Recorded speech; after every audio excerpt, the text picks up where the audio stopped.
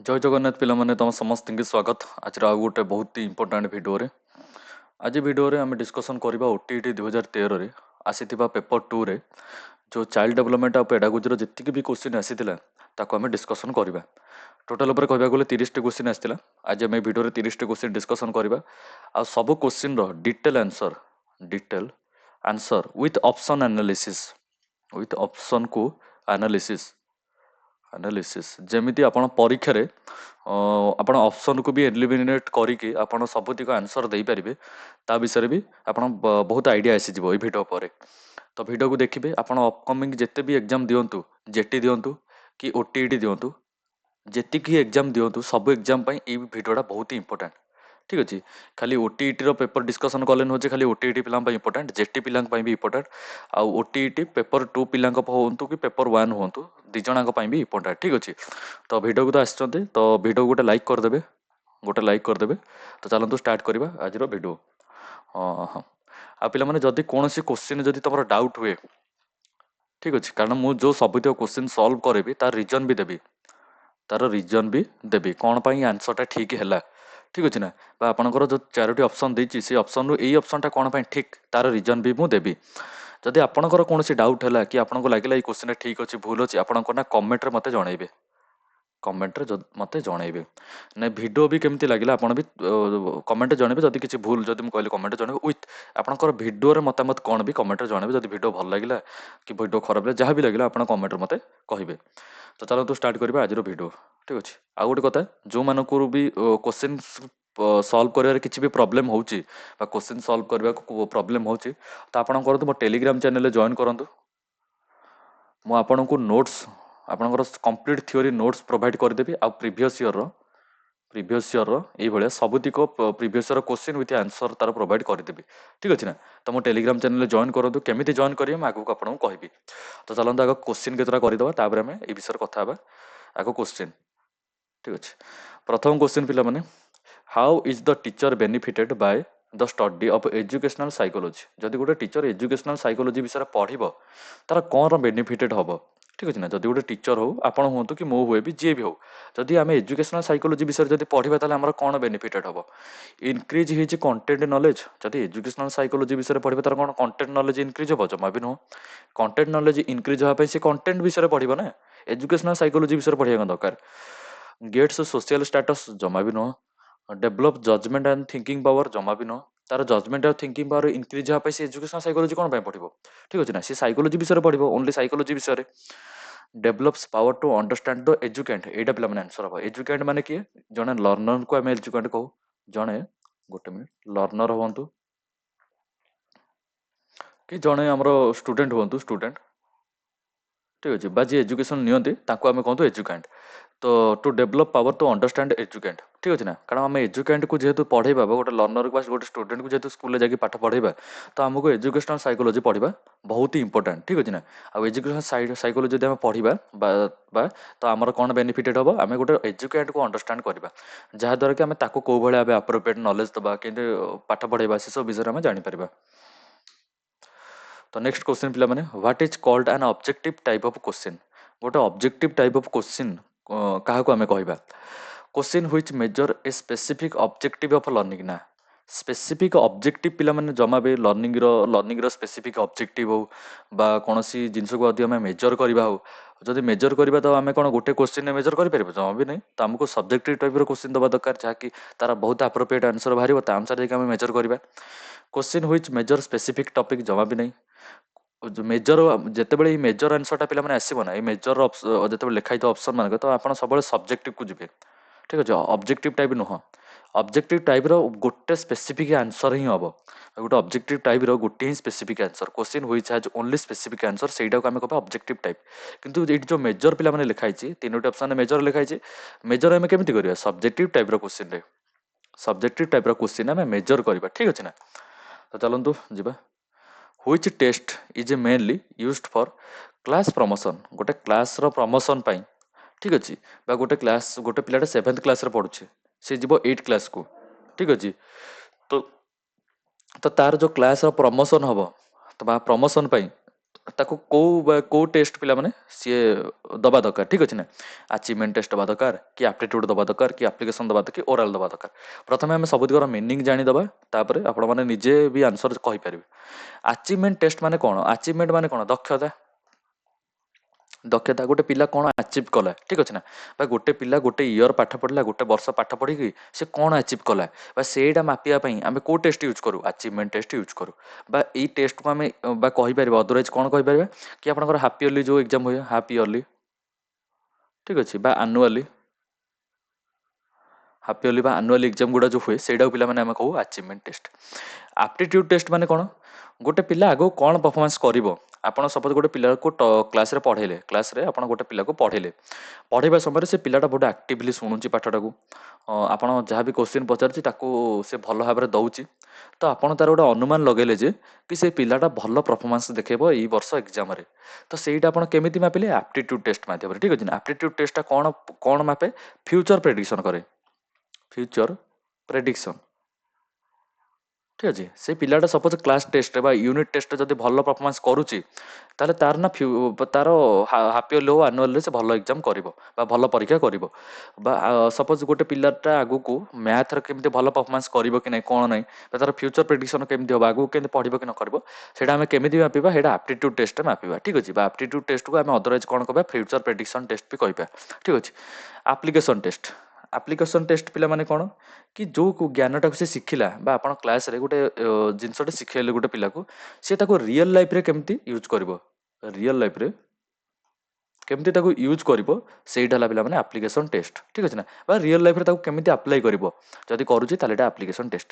ଆଉ oral test ଆପଣମାନେ ସମସ୍ତେ ଜାଣିଛନ୍ତି। ଓରାଲ ଟେଷ୍ଟ ମାନେ କ'ଣ, କି ଆପଣ ଯୋଉ ଭାଇବା ହଉ, ଭାଇବା ହଉ, ଗୋଟେ ପିଲାକୁ ଡାଇରେକ୍ଟ କୋଶ୍ଚିନ୍ ପଚାରିବା ହଉ, ଭାଇବା ହଉ, ଇଣ୍ଟରଭ୍ୟୁ, ଠିକ ଅଛି। ଇଣ୍ଟରଭ୍ୟୁଟା ଓରାଲି ହୁଏ, ଭାଇବା ବି ଓରାଲି ହୁଏ। ଏଇ ଯୋଉ ଓରାଲ ଟେଷ୍ଟଟା ହେଲା ଆମର ଇଣ୍ଟରଭ୍ୟୁ, ଭାଇବା, ଯୋଉଟାକୁ ଆମେ ଡାଇରେକ୍ଟ କୋଶ୍ଚିନ୍ ପଚାରୁ ପିଲାଙ୍କୁ, ଠିକ ଅଛି ନା। ଆଉ ଆର ଆନ୍ସର ପିଲାମାନେ କ'ଣ ହବ, ଆପଣମାନେ ଅଲରେଡି ଗେସ୍ କରିସାରିବେଣି। ତାର ଆନ୍ସର ପିଲାମାନେ ହବ, ଗୋଟେ କ୍ଲାସକୁ ଯେହେତୁ ଆମେ ପ୍ରମୋସନ କରୁଛେ, ତ ଆମେ ଆଚିଭମେଣ୍ଟ ଟେଷ୍ଟ କଲା ପରେ ହିଁ ପ୍ରମୋସନ କରୁଛେ। ଆପଣମାନେ ଦେଖିଛନ୍ତି ନା, ଆନୁଆଲ ଏକ୍ଜାମ ପରେ ଗୋଟେ ପିଲାଟେ ସେଭେନ୍ଥର ଆନୁଆଲ ଏକ୍ଜାମ ଦବ, ତାପରେ ସେ 8କୁ ଯିବ, ଠିକ ଅଛି ନା। ତ ଏଇଟା ଆମେ କ'ଣ କରୁଛେ? ଆଚିଭମେଣ୍ଟ ଟେଷ୍ଟ କରୁଛେ। ତ ଅପସନ ବା 4 ନମ୍ବର କୋଶ୍ଚିନ୍ ଆନ୍ସର କ'ଣ? Option number A. Option number A ହେଲା ଆନ୍ସର। ଚାଲନ୍ତୁ ଯିବା ନେକ୍ସଟ କ୍ୱେଶ୍ଚିନକୁ। ପିଲାମାନେ, ଯଦି ତମମାନେ ଏସବୁ ଜିନିଷ ବିଷୟରେ ଜାଣିନ, ଏସବୁ ନୂଆ ନୂଆ ଶୁଣୁଛ, ଏବେ ଏବେ ମୋଠୁ ନୂଆ ଶୁଣୁଛ ଏସବୁ ଜିନିଷ, ତ ତମର କ'ଣ ଥିଓରି ପୋର୍ସନ କମ୍ପ୍ଲିଟ୍ ନାହିଁ, ଠିକ ଅଛି। ତମର ଥିଓରି ପୋର୍ସନ କମ୍ପ୍ଲିଟ୍ ନାହିଁ। ଆଉ ଥିଓରି ପୋର୍ସନ ଏବେ କମ୍ପ୍ଲିଟ୍ କରିବାକୁ ବି ମୋ ପାଖରେ ସମୟ ନାହିଁ, କାରଣ ଏକ୍ଜାମ କହିବାକୁ ଗଲେ ଆଉ ମାତ୍ର କେତେ ଦିନ ରହିଲା? 10 ଦିନ ପାଖାପାଖି ଏକ୍ଜାମ ରହିଲା। ଏଇ 10 ଦିନରେ ତମେ ଥିଓରି ପୋର୍ସନ ଟିକେ କମ୍ପ୍ଲିଟ୍ କରିବ କେମିତି? ଯଦି ଭିଡ଼ିଓ ଦେଖିବ, କାରଣ ଥିଓରି ବହୁତ ଅଛି, ଠିକ ଅଛି ନା। ଯଦି ତାର ସବୁ ତ ଭିଡ଼ିଓ ୱେରେ ଯଦି ତମେ ପଢ଼ିବ, ତାହେଲେ ବହୁତ ଲେଟ୍ ହେଇଯିବ ବା କମ୍ପ୍ଲିଟ୍ କରିପାରିବ ନାହିଁ। ତ ତମେ କ'ଣ କର ନା, ମୋ ଯୋଉ ନୋଟ୍ସ ଗୁଡ଼ା ତମକୁ, ଗୋଟେ ମିନିଟ୍ ତମମାନଙ୍କ ପାଇଁ ଗୋଟେ ନୋଟ୍ସ ମୁଁ ବନେଇଛି ପେପର 2ର, ଗୋଟେ ମିନିଟ୍। ଏଇଟା ପେପର 1 ନୋଟ୍ସଟା ପିଲାମାନେ, ପେପର 2ର ନୋଟ୍ସଟା ପିଲାମାନେ ମୁଁ ଦେଖାଉଛି, ଗୋଟେ ମିନିଟ୍। ହଁ, ଏଇଟା ପିଲାମାନେ ପେପର 2ର ନୋଟ୍ସ, ଏଇଠି ଲେଖା ହେଇଛି କି ନାହିଁ, ପେପର 2ର ପିଲାମାନେ ନୋଟ୍ସ ଏଇଟା, ଯୋଉଟାକି ମୁଁ ନିଜେ ବନେଇଛି। ଆଉ ଏସବୁ ଜିନିଷ ଯାହା ବି ଆପଣଙ୍କୁ କୋଶ୍ଚିନ୍ରେ ଦେଖିବାକୁ ମିଳୁଛି, ସେସବୁ ଜିନିଷ ଏଇ ନୋଟ୍ସର ପିଲା ଡିଟେଲରେ ଓଡ଼ିଆ ଆଉ ଇଂଲିଶର ବାଇଲିଙ୍ଗୁଆଲ ଫର୍ମାଟରେ ଅଛି, ଠିକ ଅଛି। ଆଉ ମାନେ ଯଦି ଇଣ୍ଟରେଷ୍ଟେଡ୍ ଅଛ, ତାହେଲେ ନେଇପାରିବ, ନହେଲେ ଅଦରୱାଇଜ ତମେ ଯୋଉ ସାରଙ୍କ ବି ପଢ଼ିକି ନୋଟ୍ ବନେଇଛ, ତାକୁ ବାର ବାର ରିଭିଜନ କର, କିଛି ଅସୁବିଧା ନାହିଁ। ନାଇଁ ଯଦି ବନେଇ ନାହଁ, ଆଉ 10 ଦିନ 15 ଦିନ ତମ ପାଖରେ ସମୟ ଅଛି, ଆଉ ନୋଟ୍ ବନେଇବାକୁ ଏବେ ସମୟ ବି ତମ ପାଖରେ ନାହିଁ, ବା ଗୋଟେ କ୍ଲାସ୍ ତମେ ଦେଖିବ, ଥିଓରିଟିକ ପୋର୍ସନ କମ୍ପ୍ଲିଟ୍ କରିବ, ପୁଣି କମ୍ପ୍ଲିଟ୍ କରି ପଢ଼ିବ, ଏବେ ହେତିକି ବି ସମୟ ତମ ପାଖରେ ନାହିଁ। ତ ତମମାନେ କ'ଣ କରିବ? ଏଇ ନୋଟ୍ଟାକୁ ପରଚେଜ୍ କରିକି ଥରେ ଦୁଇଥର ରିଡ୍ ମାରିଦିଅ, ଠିକ ଅଛି ନା। ବା ଥରେ ଦୁଇଥର ପଢ଼ିଦିଅ, ଠିକ ଅଛି ନା, ଏଇ ନୋଟ୍ଟା। ତ ଗୋଟେ ମିନିଟ୍, ତାକୁ ସକାଳୁ ଉଠିକି, ସବୁଦିନ ସକାଳୁ ଉଠିକି ଯଦି ଏଇ ନୋଟ୍ଟା ତମେ ନିଅ, ଯଦି ବି ପରଚେଜ୍ କର, ତ ସକାଳୁ ଉଠିକି 2 ଆୱାର ତ ମିନିମମ୍ରେ 2 ଆୱାର ଏଇ ନୋଟ୍ଟାକୁ ପଢ଼ିଦେବ। ଆଉ ସବୁ ଦିନ ବା ଦିନ ଯାକ ପ୍ରିଭିୟସ୍ ଇୟର ଯେତିକି ଅଛି, ପ୍ରିଭିୟସ୍ ଇୟର ଯେତିକ କୋଶ୍ଚିନ୍ ଅଛି, ତାକୁ ପ୍ରାକ୍ଟିସ୍ କର, ଠିକ ଅଛି। ସକାଳୁ ଉଠିକି 2 ଘଣ୍ଟା ଏଇ ନୋଟ୍କୁ ଯଦି ତମେ ରିଭିଜନ ଯଦି କରିଦେଉଛ ନା, ତ ମୁଁ କହୁଛି ତମର ପେଡାଗୋଜି ଉପରେ ଗୋଟେ ବହୁତ ବେସିକ୍ ଆଇଡ଼ିଆ ବା ମୂଳଦୁଆଟା ଷ୍ଟ୍ରଙ୍ଗ ହେଇଯିବ ଏଇ ଅଳ୍ପ ଦିନ ଭିତରେ। କାରଣ ବେଶୀ ଜିନିଷ ବି ନାହିଁ, ଟୋଟାଲ 150 କି 200 ପେଜ୍ ଭିତରେ ହିଁ ନୋଟ୍ଟା ରହୁଛି। 200 ପେଜ୍ ଭିତରେ ବୋଧେ ନୋଟ୍ଟା ଅଛି, ମୁଁ ଟିକେ ପେଜ୍ କେତେ ଅଛି ମୁଁ ଜାଣିନି, ଫିର୍ ବି ଅନୁମାନ ଲଗା ଯେ 200 ପେଜ୍ ଭିତରେ ଅଛି। ତମେ ଯଦି ଆକୁ ପୁରା ଭଲସେ ପଢ଼ି ଦେଉଛ, ତା କହିବାକୁ ଗଲେ ତମର ମାନେ ପୁରା ବେସିକ୍ କ୍ଲିୟର ହେଇଯିବ, ଠିକ ଅଛି ନା। କାରଣ ଏବେ ସିଚୁଏସନ୍ ଯାହା, ତମେ ସବୁତିକ କନସେପ୍ଟ କ୍ଲିୟର କରିବାଟା କୌଣସି ଭିଡ଼ିଓ ଦେଖିକି ଏବେ ସମ୍ଭବ ନୁହଁ। ଏଇ ଟାଇମ୍ ହେଲା ଆମର କୋଶ୍ଚିନ୍ ପ୍ରାକ୍ଟିସ୍ର ଟାଇମ୍। ଯେତେ ଆମେ max to Max question practice କରିବା, क्वेश्चन प्रैक्टिस रहा समय जिते अधिक क्वेश्चन प्रैक्टिस करवा आ थियोरी तो सबुदिन सकाल उठी 2 आवर खंडे नोट रू तुम थियोरीटा पढ़ी दियो आ तुम क्वेश्चन प्रैक्टिस कर ठीक अच्छे आदि नोटा तुम चाहूच ठीक अच्छे ना जदि तुम चाहूच नोटा तुम नबाकू तुमको ना मात्र 100 टଙ୍କା इनभेस्ट करा पड़ो 100 टଙ୍କା आ 100 टଙ୍କା बहुत बड़ अमाउंट नुह पिला माने ठीक अच्छे ना 100 टଙ୍କା इनभेस्ट कले तुम टेलीग्राम चैनल जॉइन कर गोटे मिनिट तुम मो टेलीग्राम कौन एटा गोटे मिनिट पिला माने देख तुम कौन मो टेलीग्राम चैनल रे तुम जॉइन कर ठीक अच्छे ना तो जॉइन करा मात्र 100 टଙ୍କା देकी तुम जॉइन कर केमी जॉइन कर ये नंबर टा पे नोट बन दियो 7894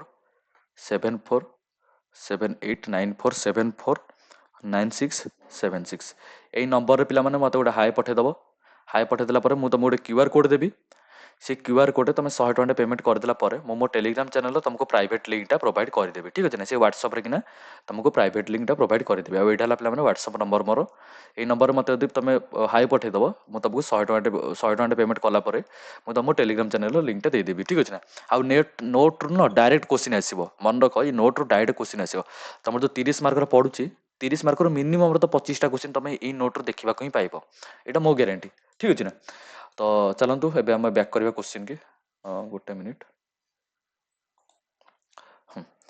हाँ तो ये सब जिनस ये जो एप्टीट्यूड टेस्ट अचीवमेंट टेस्ट जहाँ भी अच्छे सब नोट रे मेंशन अच्छे ठीक अच्छे ना तो चलतु तो क्वेश्चन है what does this indicate about the characteristics of a test कौन characteristics what does this indicate about the पे क्वेश्चन टा बोधे इनकम्प्लीट अच्छी क्वेश्चन टा डिटेल ना खाली आमको पचार कौन इंडिकेट करे गोटे कैरेक्टरिस्टिक्स ऑफ ए टेस्ट गोटे टेस्ट कैरेक्टरिस्टिक्स को कौन इंडिकेट करे तो वैलिडिटी भी इंडिकेट करे रिलायबिलिटी भी इंडिकेट करे यूजेबिलिटी भी ऑब्जेक्टिविटी चार्टा को पे इंडिकेट करे गोटे टेस्ट कैरेक्टरिस्टिक्स को ठीक अच्छे ना गोटे टेस्ट क्या कहवा गोटे वैलिडिटी है गोटे टेस्ट हो रिलायबिलिटी भी गोटे टेस्ट कहीपर यूजेबिलिटी भी कह ऑब्जेक्टिविटी कहीपर तो आंसर तो चारिटाक हम क्वेश्चन अनुसार आंसर चार्टाक हम क्वेश्चन टा इनकम्प्लीट अच्छी ठीक अच्छे तो मो हिसाब से पे रिलायबिलिटी ही सब बेस्ट अप्रोप्रिएट ठीक अच्छे फिर भी मो ड्यूटी है तुमको चार्टा ऑप्शन बुझेदबा आ मु आपको चार्टा ऑप्शन बुझे दूसरी अनुसार आपणकर मतामत आपणकर आंसर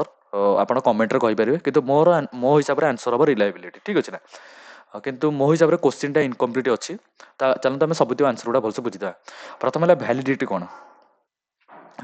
कौन वैलिडिटी माने ଆପଣ जोड़ा मापिया टेस्ट करुँच गोटे पिलार दक्षता को तो मापिया आम टेस्ट करूँ से दक्षता से टेस्ट फुलफिल होती आम जो दक्षता मापिया ही टेस्टा करुचे से दक्षता एक्चुअली फुलफिल होती ताहले आम कह से टेस्ट वैलिडिटी अच्छी ठीक अच्छे ना दक्षता हो दक्षता हो परीक्षा आम जहाँ मापिया परीक्षाटा करुचे ठीक अच्छे ना जो आमर जो ऑब्जेक्टिव हो बा आमर गोटे गोल हो से गोलटा जानापी से पिलाटा केते गेन कला केतिकी जानी से जिनस विषय में जानापी आम टेस्टा करूँ से टेस्टर से जिनसा फुलफिल करुच्ची ताहले आम कह से टेस्टा वैलिडिटी अच्छी ठीक अच्छे ना तापर रिलायबिलिटी पिला माने कौन रिलायबिलिटी कहवा कि जमीती कि सपोज से टेस्ट सपोज आम क्लास 60 बा 60 पिला अच्छा आम स्कूल आम क्लोज स्कूल नाइन्थ बैच 60टा पिला पढ़ुंट आउ गोटे स्कूल भी सेम नाइन्थ क्लास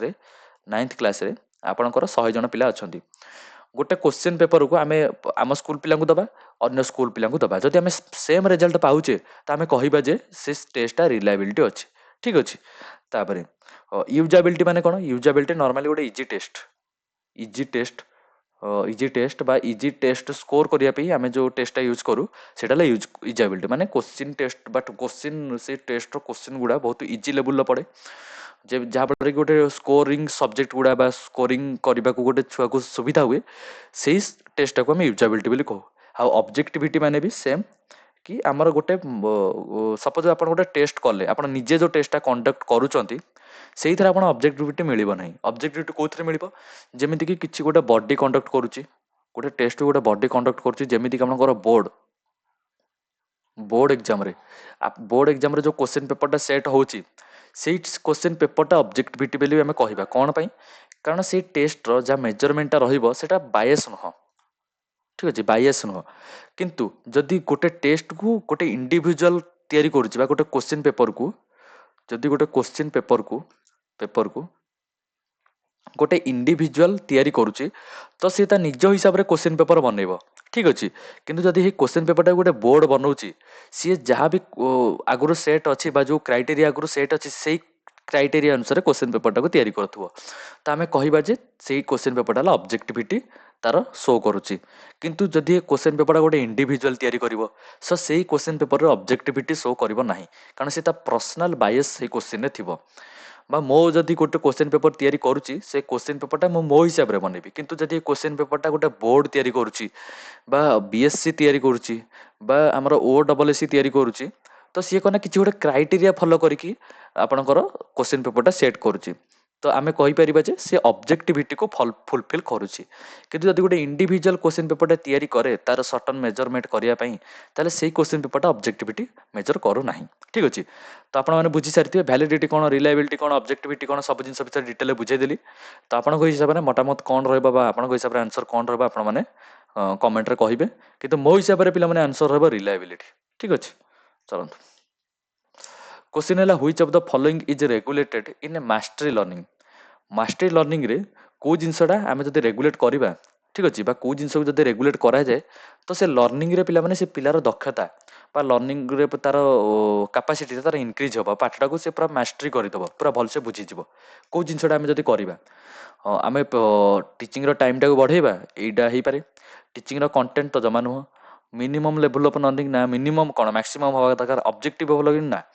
जदि यहाँ हम लर्निंग टाइम बा टीचिंग टाइम जिते आम टीचिंग रे टाइम टा दबा जिते गोटे पिला को टाइम दबा तो सी कौन मास्टरी बा से सब्जेक्ट रे तार मास्टरी कर भल से जिनसा को लर्न कर ठीक अच्छे ना तार आंसर पे टीचिंग टाइम चलन जी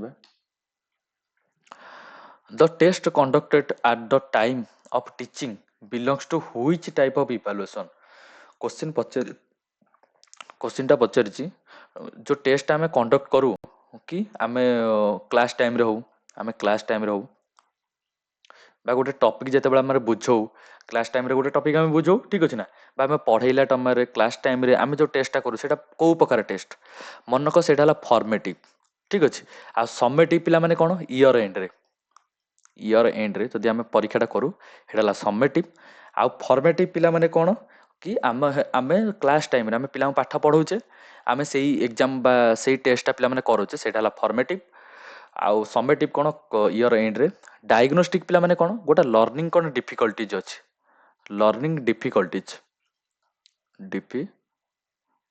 गोटे पिलार कौन डिफिकल्टीज अच्छी से सब जानापी आम डायग्नोस्टिक करूँ आउ सब जिन पिला मोर नोट्रे मेंशन अच्छे ठीक अच्छे ना गोटे मिनिट मुझे देखा दूसरी नोट्रे पिला सब जिन मेंशन ही अच्छी जदि आप नोट को परचेज करूँ ना ये सब जिन पाइबे ठीक अच्छे ना गोटे मिनिट मुझे देखा लास्ट आड़े थी कारण टेस्ट आइटम गुड़ा आप लास्ट यूनिट रे थिला गोटे मिनिट देखो ये लिखाई ये पिला फॉर्मेटिव माने कौन कि डन ड्यूरिंग टीचिंग टाइम रे पिला माने हुए आउ आर पिला माने टूल्स गुड़ा कौन ऑब्जर्वेशन करके ओरल क्वेश्चन करके वर्कशीट द्वारा एक्टिविटीज द्वारा पिला माने फॉर्मेटिव इवैल्यूएशन पिला माने हुए आउ समेटिव पिला माने कौन कि एंड ऑफ ए यूनिट बा एंड ऑफ ए टर्म ठीक अच्छे ना गोटे टर्म एंड रे बा यूनिट एंड रे आपनकर जो एग्जाम हुए सेटा हला समेटिव देखो फॉर्मेटिव विषय समेटिव विषय ऑलरेडी आपको नोट रे पिला माने देछि ठीक अच्छे नोट रे पिला माने देछि तो नोटा भावतु केते बेनिफिट हम कारण प्रीवियस ईयर पूरा आखिरी रखिकी ए नोटा पिला माने मु डिजाइन करिछि तो चलते आम क्वेश्चन की बैक करवा आ गोटे जिन नोटा एक्चुअली तुम नवा चाहूच इंटरेस्टेड अच्छ तुमको आउ थे नंबरटा पे दे दूसरी गोटे मिनिट 8 लिखिदे पे ये 7894749676 यही नंबर पे मत गोटे हाई पठेदेला मुझे गोटे क्यूआर कोड देवी से 100 टଙ୍କା पेमेंट करदेला आप मो टेलीग्राम चैनल जॉइन हो पारे आ टेलीग्राम चैनल जॉइन है ये सब नोट गुड़ा जहाँ भी नोट अच्छी पेपर 1 रू बिलोंग कर पेपर 2 रू बिलोंग कर सब नोट गुड़ा आपण मैंने पाइपर ठीक अच्छे ना तापर चलते आम नेक्स्ट क्वेश्चन पे जा गोटे मिनिट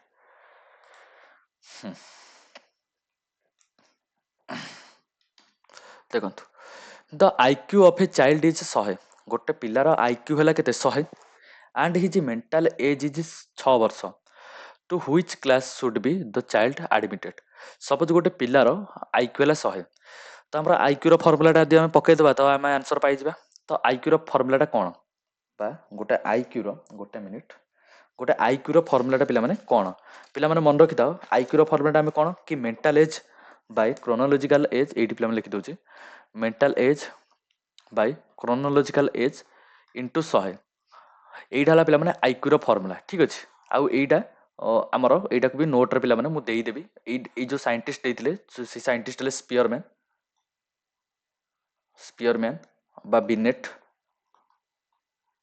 ठीक अच्छे से मैंने आईक्यू फर्मुला टाक देते आपण मैंने यहाँ नोट बनई दिंतु आकु पिला माने मुन पूरा नोट रे जो साइंटिस्ट गोटे सेक्शन बनी जो कि पूरा 10-12 जन साइंटिस्ट विषय में 12-13 जन साइंटिस्ट विषय में पूरा भल डिटेल आपको नोट दे देछि से सब विषय पे मेंशन अच्छे बार बार नोट टाक आड़े देखेबाटा भिडियो लंबा हो बेसी ठीक अच्छे ना फास्ट जानतु मेंटल एज माने कौन कि गोटे पिलार मानसिक बुद्धि केते ठीक अच्छे ना आमको ये मेंटल एज पिला माने केते देछि मेंटल एज पिला माने देछि 6 इयर 6 इयर देछि ठीक अच्छे ना क्रोनोलॉजिकल एज माने तार एक्चुअल एज जोटा कि हम बाहर करबा ठीक अच्छे आ तार आईक्यू पिला माने देछि केते 100 आईक्यू देछि ठीक अच्छे आ हमको आंसर पाइ जिबा 100 को 100 कटि गला x बा x इज इक्वल टू 6 माने गोटे पिलार 6 इयर बा 6 वर्ष बाद आ 6 वर्ष गोटे पिला कोठी पढ़े क्लास 1 ने पढ़े कारण 6 वर्ष पिलाटा कोठी पढ़िबो क्लास 1 ने पढ़िबो आई थिंक आपण माने एटा भलसे बुझी पारथिबे गोटे मिनिट देखो पिला माने नले म आउ थरे कहि दउछि गोटे मिनिट आकु इरेज करके म आउ थरे नले कहि दउछि गोटे मिनिट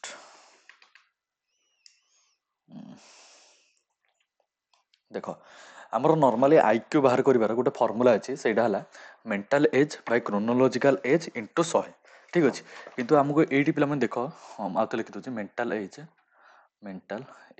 बाय नले पूरा डिटेल लिखि दउछि देखो जो मैंने नोट बने तो बने तो नले एरा सब अच्छे भी मो नोट रे हला mental age by chronological as ठीक क्रोनोलॉजिकल एज माने बायोलॉजिकल एज बा एक्चुअल एज इंटू 100 एटा पिला माने आईक्यू बाहर करिवार फार्मूला एठी पिला माने हमको मेंटल एज तो दे देछि जोटा कि हमर 6 वर्ष ठीक मेंटल एज 6 वर्ष दे देछि तो मेंटल एज जगह 6 पके दबा क्रोनोलॉजिकल एज टा हमको देइनि बा जोटा एक्चुअल एज को हम क्रोनोलॉजिकल एज बोली पचारछि से बा देइनि एटा हम बाहर करबा तो एठी हम x लिखि दबा इनटू 100 आ एठी पिला माने आईक्यू देछि आईक्यू पिला माने केते आईक्यू एठी देछि 100 ठीक अछि तो पिला माने 100 को 100 तो कैंसिल हो गला तो x इज इक्वल टू पिला माने एठी 6 बा 6 वर्षर पिलाटे ही बा जो पिला को 6 वर्ष हेइतिबो सी ही एडमिटेड हबो तो 6 वर्षर पिलाटा को श्रेणी रे पढिबो क्लास 1 रे तो पढे 6 वर्षर पिलाटा ठीक अच्छे तो ऑप्शन सी है पिला माने आर आंसर ठीक अच्छे आई थिंक समस्ते बुझी पारथिबो आउ थरे भी कहि आपण मानकु जहाँ डाउट हो आपण कमेंट रे कहइबो कमेंट रे मते कहि देबे आपण माने कमेंट रे कहले मु नेक्स्ट जेतेबेले वीडियो बनेबी नेक्स्ट जेतेबेले मु वीडियो बनेबी से वीडियो रे एसब जिंस मु रेक्टिफाई कर देबी बा से सब रे बा नेक्स्ट वीडियो रे भल से ध्यान रखिबी आ एसब जिंस सब नोट रे पिला माने मेंशन अछि पूरा गोटे जगह रे तमे सब जिंस पाई परिबो नोट रे तो नोट को जॉइन करिया गले टेलीग्राम चैनल रे जॉइन कर परिबो टेलीग्राम चैनल में सब जिंस अपलोड करछि आ टेलीग्राम चैनल रो सब्सक्रिप्शन टा लाइफ टाइम तमे थरे जॉइन कले लाइफ टाइम ठीक अछि लाइफ टाइम बा जेते जाय ही टेलीग्राम चैनल टा अछि सेते तमे तार लाभ उठे परिबो ठीक अछि तो चलो जिबा next question an individual responded to a particular stimulus definitely at a different times to which of the following does it indicate पचार जे गोटे इंडिविजुआल टा कौन रेस्पॉन्ड करुच्ची गोटे पर्टिकुलर स्टिमुलस को बा गोटे इंडिविजुआल जी कि गोटे पर्टिकुलर स्टिमुलस को रेस्पॉन्ड करुच्चे ठीक अच्छे आम पचार जेटा कौन इंटर इंडिविजुआल डिफरेंस इंटर आउ इंट्रा फास्ट आ डिफरेंस टा जानतु इंटर माने कौन आउ इंट्रा माने कौन इंट्रा माने कौन देखंतु इंटर माने हैला बा इंटर माने हैला अन्य मानकर लिखि दियंतु अन्य मानकर भावना बा आवश्यकता ठीक अच्छे अन्य मानकर भावना बा आवश्यकता को जदि आपण बुझी पारुचंती ताले आपणकर इंटरपर्सनल रिलेशनशिप हो बा इंटरपर्सनल डिफरेंसेस हो आपणकर अछि बा आपण ए जिंस करि पारुचंती आ इंट्रा माने कोन निज विषय रे जानिबा निज विषय रे ठीक अच्छे बा निजर मानसिक निजर भावना ए सब जिंस विषय निजर निज विषय बा निजर मानसिक ठीक अच्छे मानसिक अवस्था को जदि आपण बुझुचंती गोटे मिनिट ହଁ ନିଜର ମାନସିକ ଅବସ୍ଥାକୁ ଯଦି ଆପଣ ଭଲସେ ବୁଝିପାରୁଛନ୍ତି, ନିଜର ମାଇଣ୍ଡକୁ ଯଦି ଆପଣ ବୁଝିପାରୁଛନ୍ତି, ମାନସିକ ଅବସ୍ଥାକୁ ବୁଝୁଛନ୍ତି, ତାହେଲେ ସେଇଟାକୁ କହିବା ଇଣ୍ଟ୍ରା ପର୍ସନାଲ ବା ଇଣ୍ଟ୍ରା ପର୍ସନାଲ ଡିଫରେନ୍ସେସ୍ ବା ଇଣ୍ଟ୍ରା ପର୍ସନାଲ ଡିଫରେନ୍ସେସ୍। ଠିକ୍ ଅଛି ନା? ତ ଏଠି ପିଲାମାନେ ଆମେ ପଚାରିଛି ଯଦି ଗୋଟେ ଇଣ୍ଡିଭିଜୁଆଲ ରେସ୍ପଣ୍ଡ କରେ ପର୍ଟିକୁଲାର ଷ୍ଟିମୁଲସକୁ ଡିଫରେଣ୍ଟଲି ଆଟ୍ ଡିଫରେଣ୍ଟ ଟାଇମ୍ସ, ତ ଏଠି ସେଇ ଇଣ୍ଡିଭିଜୁଆଲ ହିଁ ରେସ୍ପଣ୍ଡ କରୁଛି, ତାର ନିଜର ଷ୍ଟିମୁଲସ୍ ହଉ ରେସ୍ପନ୍ସ ହଉ ସେ ନିଜେ ହିଁ ତାକୁ ଫିଲ୍ କରୁଛି ବା ନିଜେ ହିଁ ତାକୁ ରେସ୍ପଣ୍ଡ କରୁଛି, ତ ଆର ଆନ୍ସର ପିଲାମାନେ ହବ ଇଣ୍ଟ୍ରା ପର୍ସନାଲ। ଠିକ୍ ଅଛି, ଗୋଟେ ମିନିଟ୍। ଆର ଆନ୍ସର ହବ ପିଲାମାନେ ଇଣ୍ଟ୍ରା ପର୍ସନାଲ ହେଲା ଆର ଆନ୍ସର।